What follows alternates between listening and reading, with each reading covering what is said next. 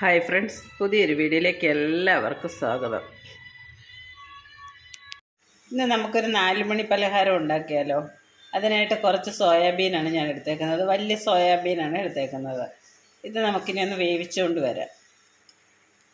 Soybean വേവിക്കാനായിട്ട് ഞാൻ വെള്ളം അടുപ്പിൽ വെച്ചിട്ടുണ്ട്. ആ വെള്ളം തിളച്ച് തുടങ്ങിയിട്ടുണ്ട്. അതിലേക്ക് ആവശ്യത്തിനുള്ള ഉപ്പിട്ട് കൊടുക്കാം. ഇനി ഇതിലേക്ക് എടുത്ത് വെച്ചേക്കുന്ന സോയാബീൻ ഇട്ട് കൊടുക്കാം. തിളച്ച വെള്ളത്തിലേക്ക് ഇട്ട് കൊടുത്ത് 2 മിനിറ്റ് ഒന്ന് വേവിച്ച് കൊടുത്താൽ മതി. അപ്പോഴേക്കും ഇത് ഓഫ് ചെയ്യാം നമുക്ക്.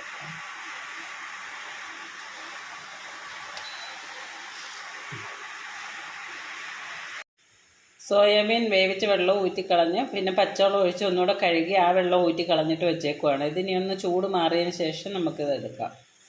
ഇതിൻ്റെ ചൂടൊക്കെ മാറുമ്പോഴേക്കും നമുക്ക് ബജ്ജി ഉണ്ടാക്കാനുള്ള മാവ് റെഡിയാക്കാം. അതിനായിട്ട് ഇതിന് 3 സ്പൂൺ കടലപ്പൊടിയാണ് എടുത്തേക്കുന്നത്.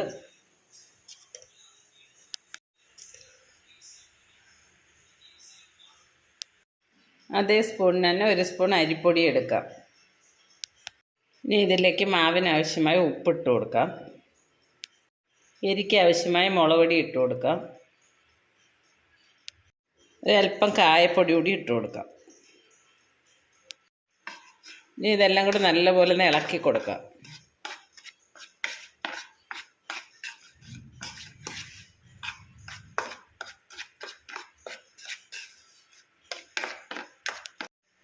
ഇനി ഇതിലേക്ക് ആവശ്യത്തിന് വെള്ളം ഒഴിച്ച് കുഴച്ചെടുക്കാം. അപ്പോൾ ബജ്ജി ഉണ്ടാക്കാനുള്ള മാവൊക്കെ റെഡി ആയിട്ടുണ്ട്. ഇതുപോലെ കട്ടിയായിട്ട് കുഴച്ചെടുക്കണം. ഒരുപാടങ്ങ് കട്ടിയായി പോകരുത്, ചെറിയ ലൂസും വേണം താനും. നമ്മൾ ബജ്ജി ഉണ്ടാക്കാൻ എന്താണോ എടുക്കുന്നത് അതിനകത്ത് പിടിച്ചിരിക്കത്തക്കോണം മാവ് പിടിച്ചിരിക്കണം. അതേപോലെ കുഴച്ചെടുക്കണം. ഈ ഒരു പരുവത്തിൽ കുഴച്ചെടുക്കണം. അപ്പോൾ ഈ സോയാബീൻ്റെ ചൂടൊക്കെ പോയിട്ടുണ്ട്. ഇതിനകത്ത് വെള്ളം നമുക്ക് ഇതുപോലെ പിഴിഞ്ഞ് കളയണം. നല്ലപോലെ ഇതിനകത്ത് വെള്ളം എല്ലാം പിഴിഞ്ഞ് കളയണം.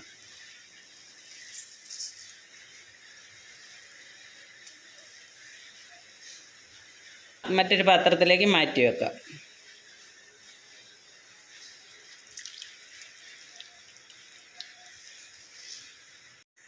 സോയാബീൻ്റെ വെള്ളം എല്ലാം പിഴിഞ്ഞെടുത്തതിന് ശേഷം സോയാബീൻ വേറൊരു പാത്രത്തിലേക്ക് മാറ്റിയിട്ടുണ്ട്.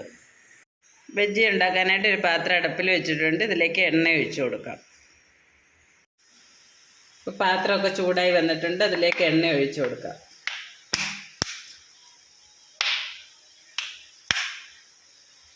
വെളിച്ചെണ്ണ, സൺഫ്ലവർ ഓയിൽ, നിങ്ങൾക്ക് ഇഷ്ടമുള്ള എന്താ വെച്ചാൽ അത് ഒഴിച്ചു കൊടുക്കാം. എണ്ണ ചൂടായോ എന്നറിയാൻ വേണ്ടി അല്പം മാവ് ഒഴിച്ചു കൊടുത്തേക്കുവാണ്. സോയാബീൻ ഇതുപോലെ മാവിൽ മുക്കിയിട്ട് ഇത് ഓരോന്നോരോന്നായിട്ട് ഇതുപോലെ ഇട്ട് കൊടുക്കാം. നമ്മുടെ സോയാബീൻ ബജ്ജിയൊക്കെ എണ്ണയിൽ കിടന്ന് മൂത്ത് വരുവാണ്.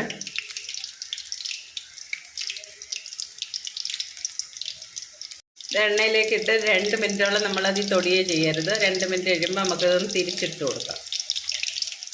ഇനി നമുക്കിതെല്ലാം ഒന്ന് തിരിച്ചിട്ട് കൊടുക്കാം.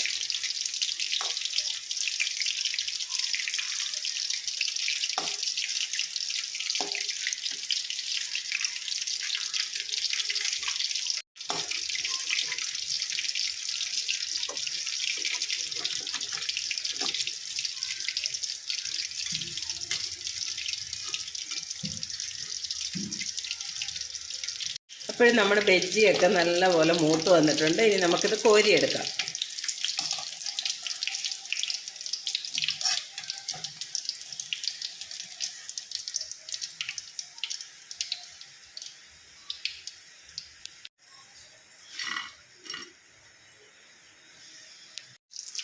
രണ്ടാമതും എടുത്തിട്ടിട്ടുണ്ട്.